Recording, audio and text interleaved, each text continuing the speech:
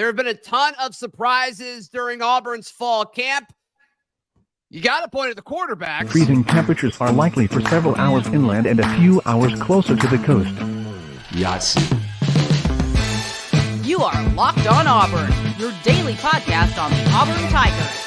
Part of the Locked On Podcast Network, your team every day. Yes, welcome on into Locked On Auburn, your daily Auburn Tigers podcast. I'm your host, Zac Blackerby, and thank you so much for making Locked On Auburn your first listen every single day. Happy Charlie Tuesday to all who celebrate. It means we're joined by Auburn message board legend Charlie5, and there's been a ton of surprises during this week and a half or so of fall camp for the Auburn Tigers, and we both have three of our biggest surprises so far.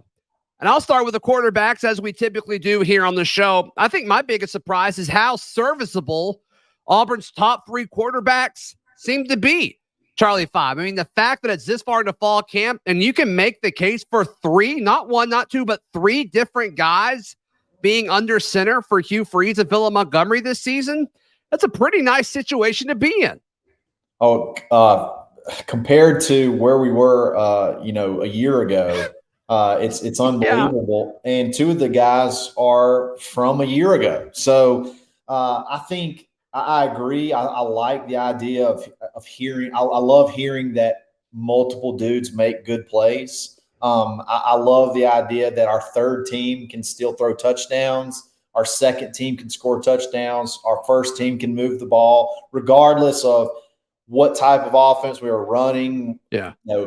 Who was it? The receiver's fault? Was it this? You heard good things from all the guys, and that's great for all three of those guys. But like, holy cow, at the testament that is to this Philip Montgomery and Hugh Freeze team that they've put together, that they've been put together, and you go from not having a quarterback that you feel confident in at all to having three dudes that, at least somebody that was there's somebody that was at the scrimmage that could make an argument that one of them had the better, all three of them, or one of the three had the better day. Like that's a good thing. That's a good thing, regardless of, any bias or anything. There's good things that were said about all the quarterbacks. And that's like, I can't remember the last time that's been the case. Yeah. I mean, we all watch college football outside of Auburn, and we see other quarterbacks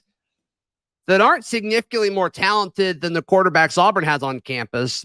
And they're able to move the ball and have, solid stats and throw for over 250 yards per game and things like that. It's like, why can't we have that? And it finally seems like a system is in place, yes, to set up success for all these quarterbacks, which is incredible. And that's not something that we've really had since early Gus Malzahn era until the rest of the conference adapted and we did not, is really kind of what it feels like. Charlie5.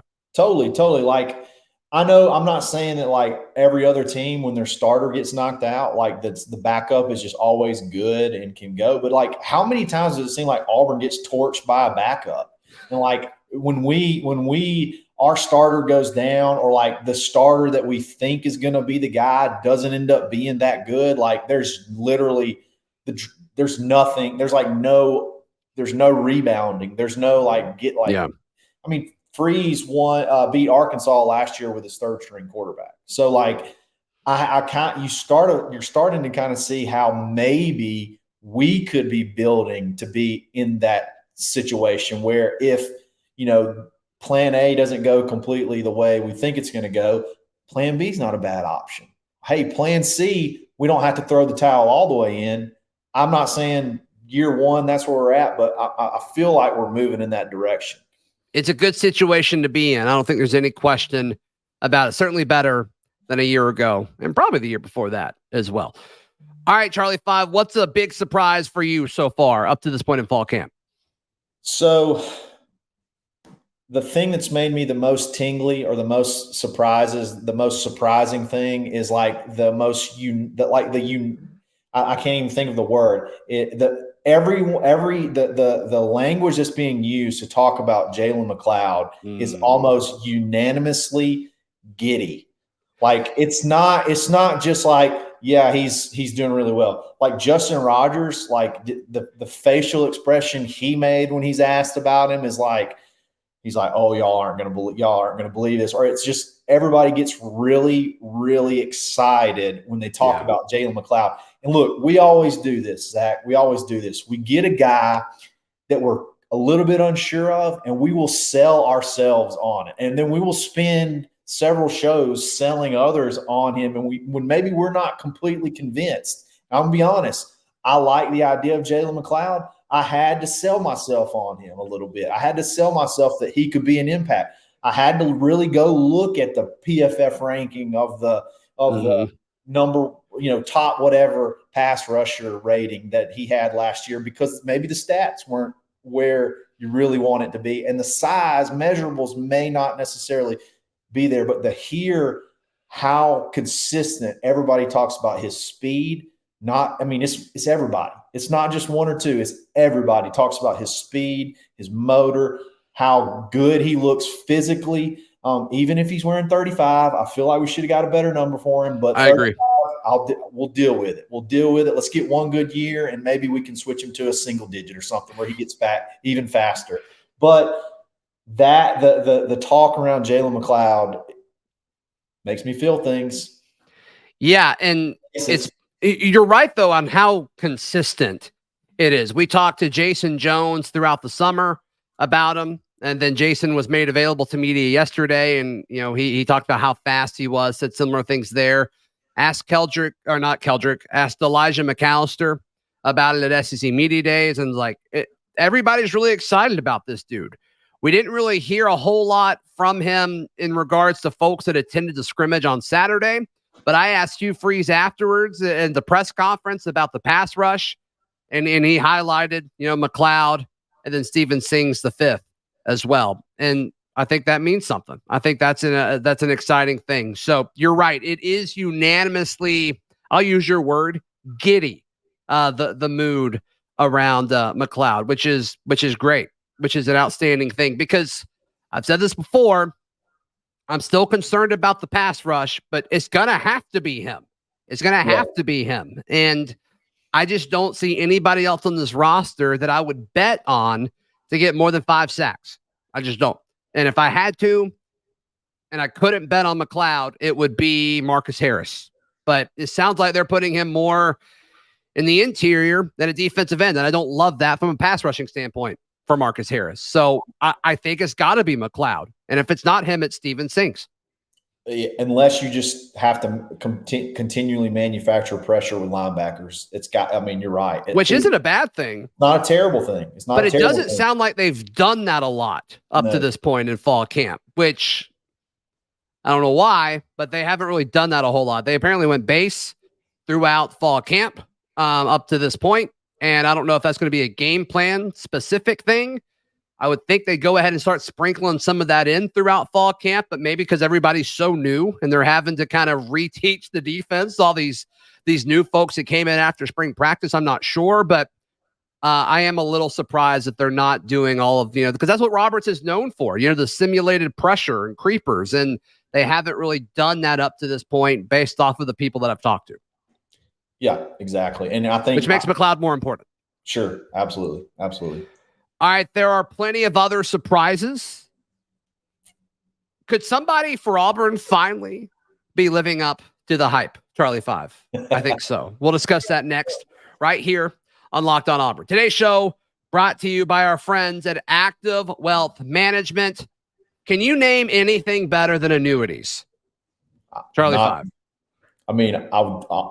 Maybe chicken, maybe buffalo wings, but I think I'd still take That's about it. And with annuities, you can buy more buffalo wings because you get all these Benjamin Franklins, who is the best president, and I love him. He's on Mount Rushmore for a reason. But look, you can go over to annuity360.net. Our friend Ford Stokes, he's the owner of Active Wealth Management. He wrote a book, and he wants to give this book to all the Auburn people so we all can be loaded and have lots of money in retirement. Get the book. It's free. Annuity360.net. fill out your information. He's sending out a ton every time we do his read, which is great. Makes us look really good. Appreciate that. But how to get rich. That's what it should be called. And then give your money to On to Victory for sure. So, no, seriously though, Ford's got a great team. He knows what he's doing. You can find out more information about what all Ford does at Active Wealth at activewealth.com. And also, if you want to catch up on Ford's financial radio shows, you can listen to them anytime, activewealthshow.com. You don't want to miss out on his expertise. But seriously, go get the book, annuity360.net. Yes. Charlie5, when you look at the hype around specific Auburn players coming into fall camp, Rivaldo Fairweather was probably at the top. Maybe there was one or two others. Maybe somebody would say Peyton Thorne's hype was above him. Maybe. But Rivaldo Fairweather's hype, ever since he entered Auburn back in December in that first transfer window, he had the hype around spring. Well, oh my gosh, he's so big and he jumps so high. He stays in the air for so long. And then obviously the energy all summer kept that. And then the fall, it just hasn't gone away. But it feels like we finally have a dude that has been able to keep that same level of hype all off season. And I feel like he's actually going to live up to it.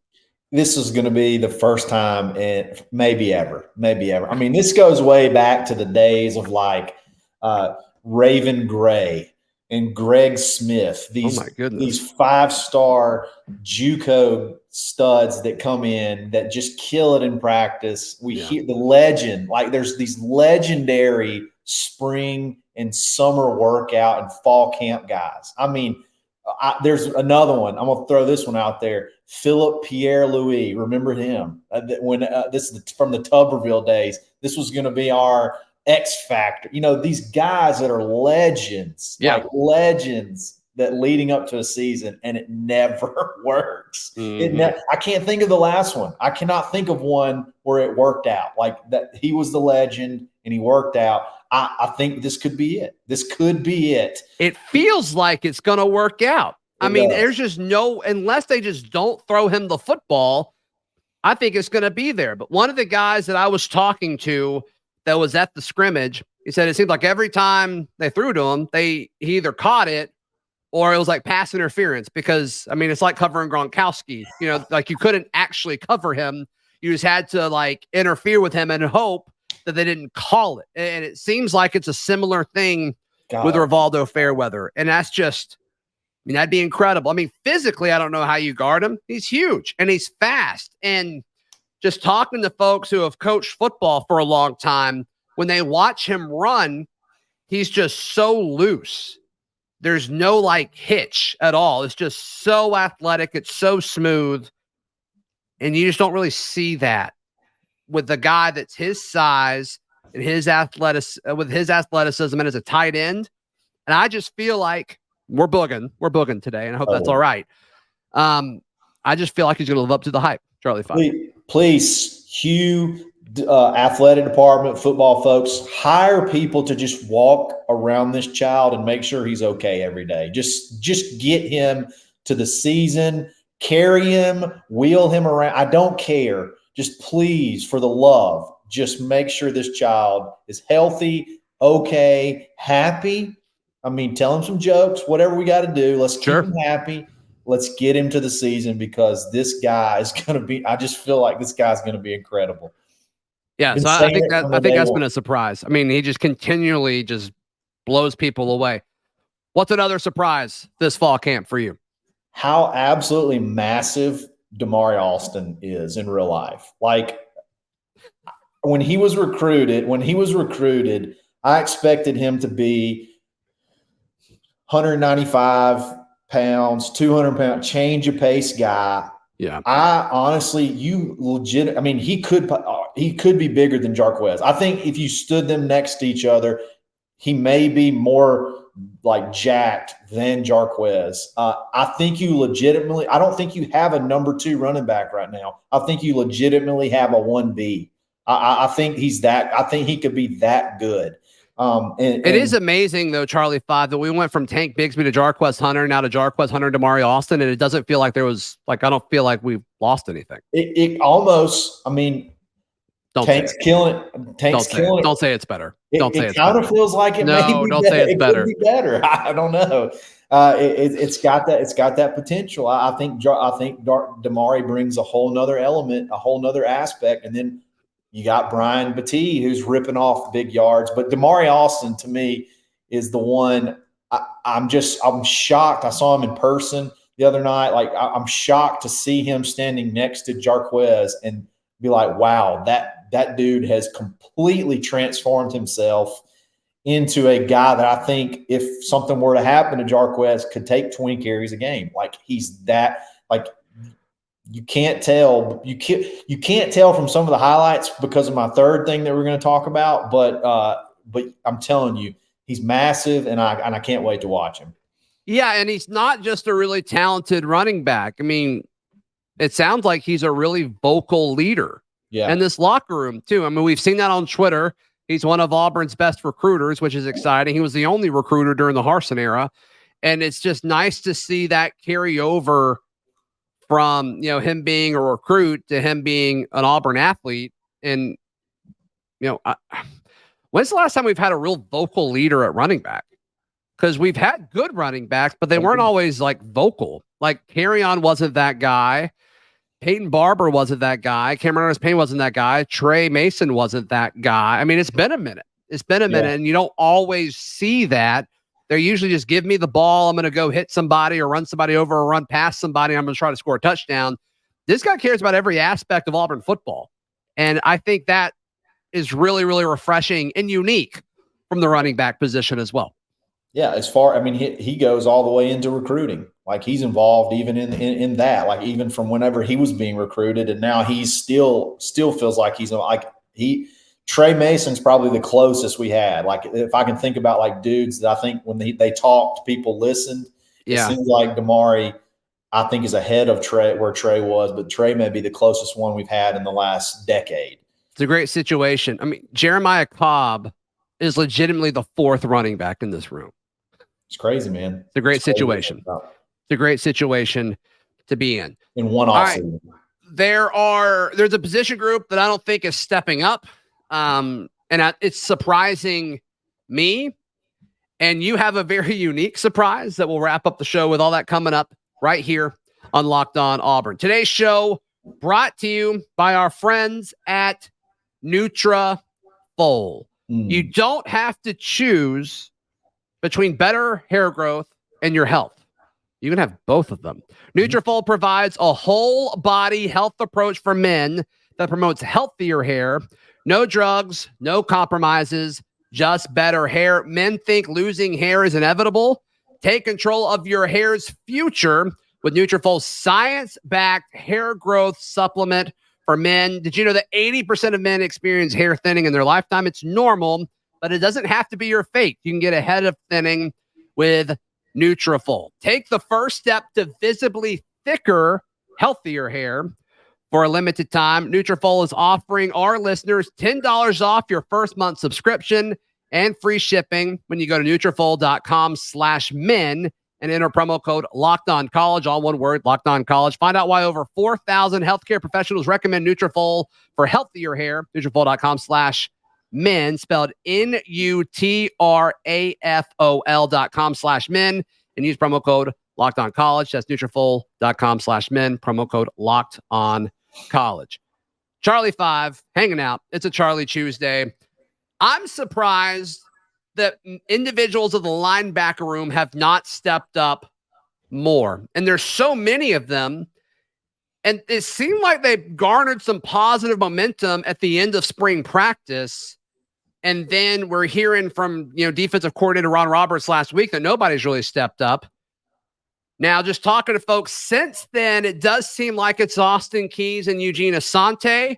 And then, Larry Nixon stood out when I asked Coach Freeze about the linebackers. I asked him point blank who stood out. And he's like, today it was Larry Nixon. And then I asked a few other folks afterwards. They said he had a great day and he was the best linebacker in that room. So, maybe it's the start of the, ascension of Larry Nixon, the North Texas transfer at linebacker. But I just thought that would be a bigger story going into fall camp than it has been so far. When you have a defense that throws out multiple linebackers, and it's all predicated off this being able to create pressure and have different guys coming from different places. And then you hear we run a lot of base defense in the scrimmage. I bugged real hard on the linebackers the last time we talked. I was, maybe we just got a room full of dudes and we just can't figure out who it is. It doesn't feel like that. It doesn't feel like that anymore, because and maybe the reason you're having to go base is because you can't get it solidified where you can, who's going to be where when you can call these plays and create these disguised pressures and simulated pressures and things like that I'm sure take tons of repetition and a lot of, I guess, you got to have your dudes solidified to know, because that's maybe not just be a super easy plug and place type deal. I sort of feel a little bit, I'm not necessarily worried, but a little bit, I'm shocked that like you said, linebacker hasn't been a huge storyline, because this defense is basically predicated on linebacker play. That's kind of the whole point. That's the whole thing this defense is built around. Yeah, I go on the radio in WNSP every Monday to go on with Corey LeBounty on his show, and he asked me about Robert Woodyard yesterday because he's from that area. And I'm like, Corey, we haven't really seen him as much as we thought. He may be the fourth linebacker. He may be behind Austin Keys, Eugene Asante, and Larry Nixon. He could be the fourth guy. He could be. And I think four linebackers will play, but it kind of seems like they gave him a lot of reps early and he didn't really take advantage of it. That's kind of what I've heard. So that surprises me a little bit, because he kind of came on later in spring, much like a lot of these other linebacker rooms. And I remember clear as day, Coach Freeze towards the end of spring meeting with media, and he said point blank, yeah, the linebacker room's really improved over the course of spring. And then it's just kind of like it stopped over the course of summer. So, I think it's going to be some combination. I think it's going to be a heavy combination of Austin Keys, Larry Nixon, and Eugene Asante. I think you're always going to have two of those three guys in. It's kind of what it seems like, but perhaps somebody else could step up. Keys is definitely the only one that seems to be consistent. It seems to be like Keys and then somebody else. Yeah. You hear some Cam Riley. I hear Cam Riley some, and you're starting to hear Asante a little bit more now. But at what point are we going to get that second guy going to firmly step up and say, all right, we're here. Let's kind of build this thing now. Yeah. It still seems we're in a feeling out stage, and I expected it to be a lot further on. So yeah, that has been surprising. Yeah. And some of that may be just, this is what college football is now, but I feel like they should be farther along than this point. But when you get a big chunk of your roster and a lot of these potential starters after spring training, that may just be part of how college football operates. Now, Charlie5, what is your final surprise that we're sharing on today's show? Is this the first year we've had these padded helmets? Every time I see one of these, it's like it's a cartoon. There's a touchdown. One of the touchdown runs for Damari Alston. He has this thing on his head, which I'm happy. I'm sure it's great. Player safety is important. Player safety is important, but they look absurd. It's surprising how absurd they look. It makes Damari's head look so big that it makes his body look small, and his body is not small. He's a big guy. Is this something new? I love breakthroughs. I like technology. Like I said, I like player safety, but it's shocking the first time you see it. It's a lot. And they do a lot of their warm-ups during the viewing period, and they don't have helmets on. So a lot of the pictures you see on the websites across the board, if they're not using the pictures that Auburn sent out, they're using the pictures from their own photographers. You see this at auburndaily.com.